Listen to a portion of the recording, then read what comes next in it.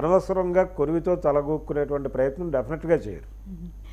ఇకపోతే మనం Johnny master issue చూస్తా ఉన్నాం. ఆయన అజ్ఞాతంలోకి వెళ్ళినటువంటి పరిస్థితి. ఈ నేపథ్యంలో ఫోక్సో యాక్ట్ కింద కేసు నమోదైంది ఆయన మీద. సో నెక్స్ట్ ఏంటి? నెక్స్ట్ ఏం లేదండి, అతన్ని ట్రేస్ చేసేటువంటి ప్రయత్నాలు చేస్తున్నారు. నెల్లూరులో ఉన్నాడు అని ఒక వార్త నిన్నంతా చక్కర్లో కొట్టింది. నెల్లూరులో ఉన్నా ఎక్కడున్నా అతన్ని అదుపులోకి తీసుకునే ప్రయత్నం జరుగుతోంది. అదే సమయంలో కొంతమంది కొరియోగ్రాఫర్లు అతనికి అనుకూలంగా మాట్లాడే ప్రయత్నం చేస్తున్నారు. అంటే ఇది వాంటెడ్గా ఏదో జరుగుతోంది, ఒక కుట్ర జరుగుతోంది అతని వెనకాల, అతని అరెస్టు వెనకాల అని కొంతమంది కొరియోగ్రాఫర్లు బయటకు వచ్చి మాట్లాడుతున్నారు. ఈ మాట్లాడుతున్న వాళ్ళ సంఖ్య పెరుగుతోంది. అంటే గతంలో సలీం గారి దగ్గర పనిచేసిన వాళ్ళు, అలాగే తారా మాస్టర్ దగ్గర పనిచేసినటువంటి వాళ్ళు, వీళ్ళు ప్రధానంగా వాళ్ళు మాట్లాడుతుంది ఏంటంటే, ఎవరైతే ఈ ఆరోపణ చేశారో ఆ అమ్మాయి దాదాపు 4 సంవత్సరాల నుంచి ఇతనితో కాంట్రాక్ట్లో లేదు. ఈ జరిగిన సంఘటనలు అవన్నీ 7 ఏళ్ల నుంచి మొదలైనవి. మధ్యలో ఈ అమ్మాయి వెళ్ళిపోయింది. వెళ్ళిపోయిన తర్వాత ఇప్పుడు ఈ కేసుని తీసుకొచ్చి ఎజెండాలో పెట్టడం వెనకాల ఎవరైనా ఉన్నారా, ఏదైనా కాన్స్పిరసీ ఉందా అన్న కోణంలో మాట్లాడుతున్నారు. దీని మీద కొంత దృష్టి పెట్టాల్సినటువంటి అవసరం ఉందా అన్న టోన్లో వినిపిస్తోంది.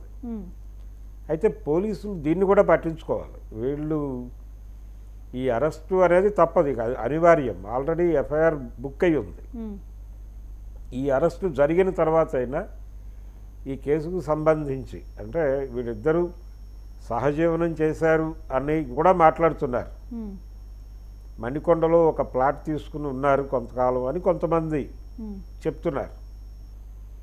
అలాగే దీనిలో ఇంకొక టర్న్ తీసుకునేటువంటి ప్రమాదం ఒకటి కనిపిస్తోంది. ఆ అమ్మాయి ఇచ్చినటువంటి కంప్లైంట్లో నన్ను మతం మార్చుకుని పెళ్లి చేసుకోవాలనేటువంటి ప్రయత్నం చేశారు, ఆ రకంగా బలవంతం పెట్టేటువంటి పద్ధతిలో ఆయన వ్యవహరించారని కూడా ఆవిడ ఒక వాక్యం రాశారు.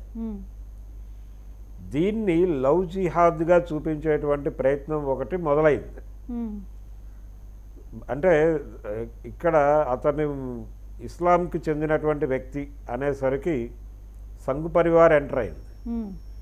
ఎంటర్ అయ్యి లవ్ జిహాద్ కోణం ఒకటి తీసుకొచ్చి మాట్లాడుతున్నారు. ఇప్పుడు ఇది గనక సీరియస్గా మొదలైతే ఈ ఆలోచన, జానీ మాస్టర్ మరింతగా సంక్షోభంలో కూరుకుపోయేటువంటి ప్రమాదం ఉంది.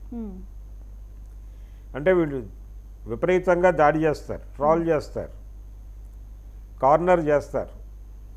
అంటే హిందూ అమ్మాయిల్ని ఇలా బలవంతంగా తీసుకెళ్ళి ఇస్లాంలో చేర్చేస్తున్నారు అనేదే లవ్ జిహాద్.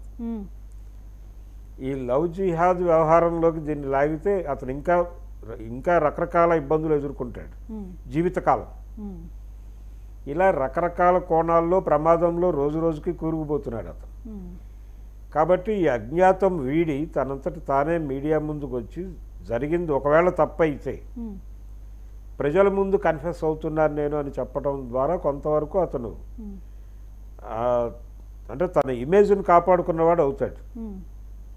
రకరకాల చర్చలు జరుగుతున్నాయి దీని వెనకాల ఎవరున్నారు, పొలిటికల్గా ఏదన్నా జరుగుతోందా, రాజకీయపరమైనటువంటి ప్రమేయాలు ఏవైనా ఉన్నాయా దీని వెనకాల, అంటే పవన్ కళ్యాణ్ని కార్నర్ చేసేటువంటి ప్రయత్నం, అందులో భాగంగా జానీ మాస్టర్ని ఇరికిస్తున్నారా, ఇలా రకరకాల చర్చలు జరుగుతున్న సందర్భంలో అతను ఒక్కసారి మీడియా ముందుకు వచ్చి జరిగిందేమిటి, ఒకవేళ తన తప్పుంటే ఆ తప్పును నిర్మోహమాటంగా ప్రజల సమక్షంలో అంగీకరించి, రేపు ఎలాగూ కోర్టుకు వెళ్ళాక విచారణ జరుగుతుంది, విచారణ జరిగాక దోషిగా తేలితే ఆయనకి కోర్టు ఎలాగూ శిక్ష వేస్తుంది, కానీ దానికంటే ముందే ప్రజల సమక్షంలో తను కన్ఫెస్ అవ్వగలిగితే కొంతవరకు తన ఇమేజ్ని కాపాడుకున్నవాడు అవుతాడు ఆయన.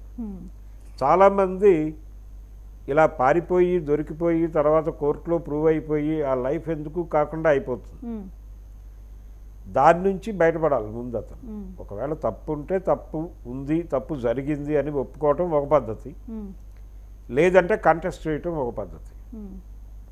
నేను కంటెస్ట్ చేస్తున్నాను, నా మీద ఇవన్నీ నిరాధారమైనటువంటి ఆరోపణలు, కాబట్టి నేను కోర్టుకు హాజరవుతున్నాను, హాజరై కంటెస్ట్ చేస్తాను, నేను నిర్దోషిగా బయటకు వస్తానని చెప్పడం ఒక పద్ధతి. ఈ రెండిట్లో ఏదో ఒకటి యాప్ చేసుకోవాల్సినటువంటి కండిషన్లోకి నెట్టేశారు ఆయన్ని, అయిపోయింది.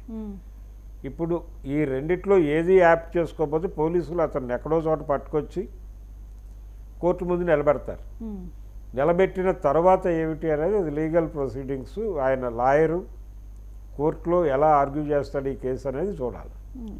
అంటే ఈ మధ్యకాలంలో సహజీవనంతో మొదలైనటువంటి ప్రయాణాలు చివరికి వేధింపులుగాను బలాత్కారాలుగాను కొన్ని ఇయర్స్ తర్వాత, లాంగ్ గ్యాప్ తర్వాతే ఇలాంటి ఇష్యూస్ వెలుగు చూస్తున్నాయి. ఎందువల్ల అంటారు?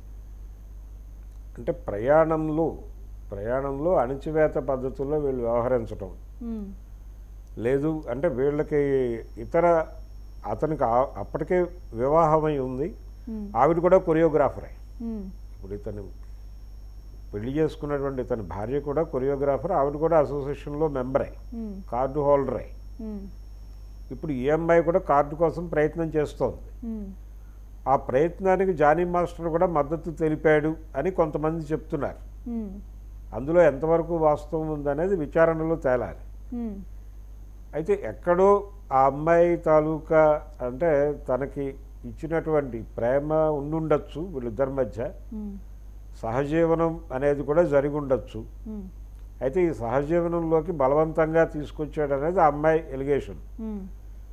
ఒక రియాలిటీ షోలో పరిచయం అయింది ఆ అమ్మాయి ఇతనికి. డి అనేటువంటి ఒక రియాలిటీ షోలో పరిచయం అయ్యి అక్కడి నుంచి మొదలైన ప్రయాణం ఇది. ఈ ప్రయాణంలో అతని నుంచి అణచివేత కూడా ఫేస్ చేసి ఉండొచ్చు ఆవిడ. ఈ అణచివేతలో నుంచి బయటపడే ప్రయత్నంతో పాటు తన జీవితాన్ని నిలబెట్టుకునే ప్రయత్నం, ఆ నిలబెట్టుకోవటానికి ఇతను ఎక్కడైనా అడ్డంకిగా మారుతాడేమో అని ఇతన్ని అడ్డు తొలగించుకునేటువంటి ప్రయత్నం కూడా చేసి ఉండొచ్చు. అంటే తన కెరియర్ తాను నిర్మించుకోవటానికి ఇతను ఏదైనా అభ్యంతరంగా మారుతాడా అనే భయం ఉండుండొచ్చు. ఇవన్నీ మొన్న ప్రెస్ మీట్లో మాట్లాడారు వాళ్ళు. అంటే ఛాంబర్లో జరిగినటువంటి ప్రెస్ మీట్లో ఝాన్సీ గారు మాట్లాడుతూ ఇవన్నీ ప్రస్తావించారు. ఇలా తను మీడియాని అప్రోచ్ అయ్యి, మీడియా నుంచి ఇండస్ట్రీ పెద్దలను అప్రోచ్ అయ్యి వాళ్ళ సలహా మేరకు ముందుకు వెళుతున్నట్లుగా చెప్పారు ఆవిడ. అయితే ఈ సహజీవనం అనేది ఇప్పుడు ఈయనతో పాటు కొరియోగ్రాఫర్స్గా ఉన్నవాళ్ళు బయటపెట్టినటువంటి సమాచారం. సహజీవనం చేసేటువంటి క్రమంలో ఆయన భార్యతో ఈవిడికి విభేదాలు రావటం, వాళ్ళిద్దరూ ఘర్షణ పడటం కూడా చెప్తున్నారు. ఇలా ఆ అమ్మాయి సఫకేట్ అయ్యి ఈ రిలేషన్లో నుంచి బయటకు వచ్చేయాలని అనుకుని ఉండొచ్చు. అందులో పెద్దగా అభ్యంతరం పెట్టాల్సింది కూడా ఏమీ లేదు. ఎవరి జీవితం వాళ్ళ వ్యక్తిగతం. అయితే ఇక్కడ ప్రశ్న ఏంటంటే అతను వేధించినప్పుడు, వేధింపులకి గురయ్యాను అనుకున్నప్పుడు ఎందుకు ముందే ప్రపంచం దృష్టిలో దీన్ని పెట్టలేదు అనేది ఒక అనుమానం, అందరికీ ఉన్నటువంటి అనుమానం. దీనికి ఒక జోడింపు ఏంటంటే 4 సంవత్సరాల నుంచి అమ్మాయి అతనితో పనిచేయటం లేదు.